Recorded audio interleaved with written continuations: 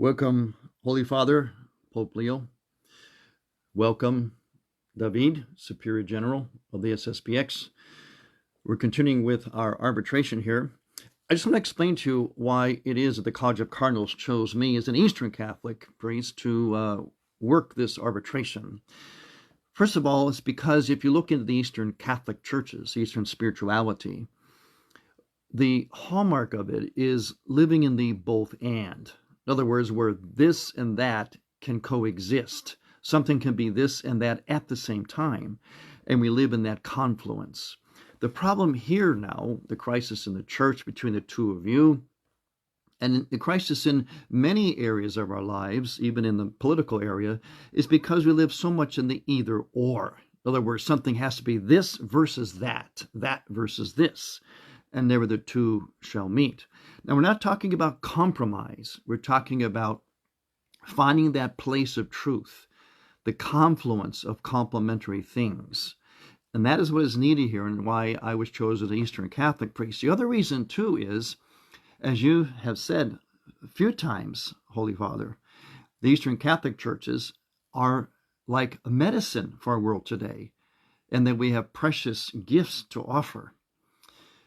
And also, remember, we are in a time when we're searching for unity.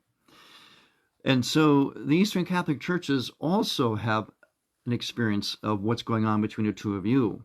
For example, in our history of monasticism was something like what you're doing, David, with the SSPX, something like it, not exactly. In other words, it was where faithful people took issue with what was happening with the institutional part of the church. And so they went off into the deserts and began to develop their own sort of prayer and so on. And this became a source of consternation to the institutional part of the church, in other words, the bishops. And so there was tension between these monastics and the bishops at the time. However, over time, with this wonderful principle of living in the both and negotiating, arbitrating, over time, the two came together and the two worked together. In fact, rather than being seen as the enemies, the monastics became now a source for becoming bishops. Most bishops were taken from monasteries. Part of the reason was because they were celibate, but also because they had a great deep prayer life, great spiritual insights. They were faithful to the church and the church's tradition in every way, from its ascetical discipline to its mystical discipline to the scriptures. These monks knew the scripture even by memory. So at first there was contention, like there is between the two of you. There has been for a while. But in time, working towards this both and reality, there became a healing and a harmony, and in fact, a working together, one subsisting in the other. And that is our goal here, and that is why I, as an Eastern Catholic priest, was specifically asked by the College of Cardinals to act as an arbitrator between the two of you. So that's just a little bit of background as to the why. And it is high time, as you said, Holy Father, it is high time that the Eastern Catholic churches and their riches are not just patronized, not just being given a little pat on the head, oh, isn't it wonderful, we have a beautiful liturgy, but that we are a major player. We are significant. We are relevant. And we are especially relevant in this situation because what is drastically needed here, and what is quite obvious, is this either or chasm that's happening that is devastating for the church, especially for the lay faithful. We want to heal that.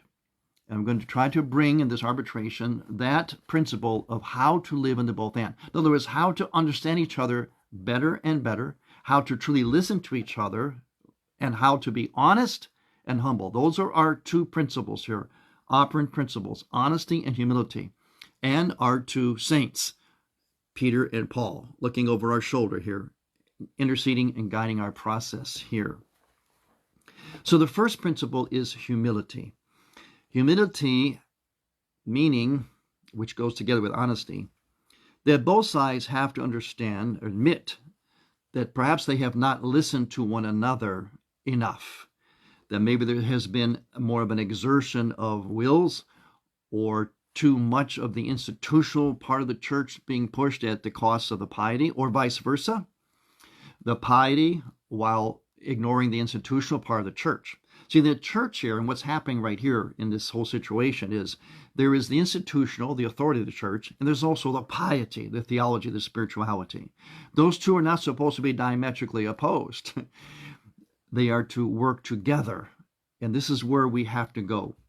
So we'll meet again tomorrow. Just want to give you a little more background into the Eastern Catholic churches and their significant role, what they have to offer in this crisis. Because obviously you do need another perspective here, because you are at opposite poles, and that is not necessary, and we can heal this.